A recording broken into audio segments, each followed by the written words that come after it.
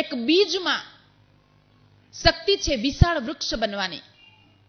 એ શક્તિ આપણને દેખાતી નથી.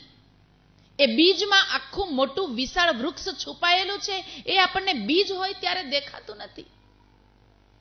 પણ એ બીજ ને જો આપણે કબાટમાં મૂકી રાખીએ, બીજને આપણે ગજવામાં મૂકી રાખીએ, કે બીજને આપણે આમ જ ક્યાંક ગોખલામાં, મંદિરમાં, મસ્જિદમાં એમ જ મૂકી રાખીએ તો એમાંથી ઝાડ ઉગવાનું નથી, એમાંથી પૌધાનું નિર્માણ થવાનું નથી.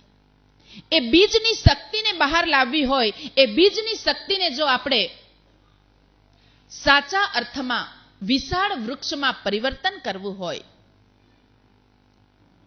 તો એને સારી જગ્યાએ ફળદ્રુપ જમીનમાં 13મા અધ્યાયમાં ભગવાને ભગવદ્ ગીતામાં સમજાવ્યું છે કે ફળદ્રુપ જમીનમાં એ બીજને આપણે રોપવું પડશે. એને સારું વાતાવરણ આપવું પડશે. તડકો અને છાયો, સુખ અને દુઃખ બંને આવશે તો એમાં એનો એ ગ્રો અપ કેવી રીતે કરી શકે? એની માવજત કરવી પડશે, એને પાણી પીવડાવવું પડશે. જેવી માવજત થાય એવો એ પૌધો થાય. સંસ્કારના બીજ તો વાવવા જ પડે. મૂર્ખાઈનું ઘાસ આપમેળે ઉગી નીકળે છે. સારી વસ્તુના સંસ્કાર દેવા પડે છે. તો એ સંસ્કાર ક્યાંથી શરૂ થાય? તો સૌથી પહેલા ગર્ભ સંસ્કાર. આપણા જીવનના મુખ્ય 3 કેન્દ્ર. આ એક બીજ છે, એમાંથી શક્તિ ઉત્પન્ન થાય.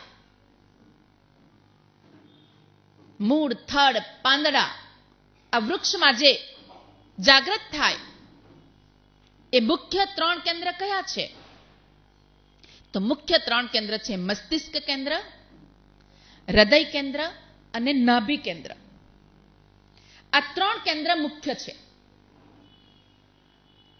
એમાં આપણે આ જગતમાં જોઈ રહ્યા છે કે મસ્તિષ્ક કેન્દ્ર ડેવલપ થાય એવી તો ખૂબ બધી સ્કૂલો, કોલેજો, પાઠશાળા, મહાપાઠશાળાઓ ખુલી છે જ્યાં બાળકોના મસ્તિષ્ક કેન્દ્ર ડેવલપ થઈ રહ્યા છે.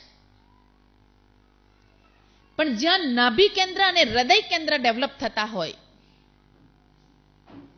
નાભી કેન્દ્રનો વિકાસ થતો હોય, હૃદય કેન્દ્રનો વિકાસ થતો હોય, મસ્તિષ્ક કેન્દ્ર માટે બુદ્ધિનું કેન્દ્ર, હૃદય કેન્દ્ર એટલે ભાવ કેન્દ્ર અને નાભી કેન્દ્ર એટલે જીવન કેન્દ્ર.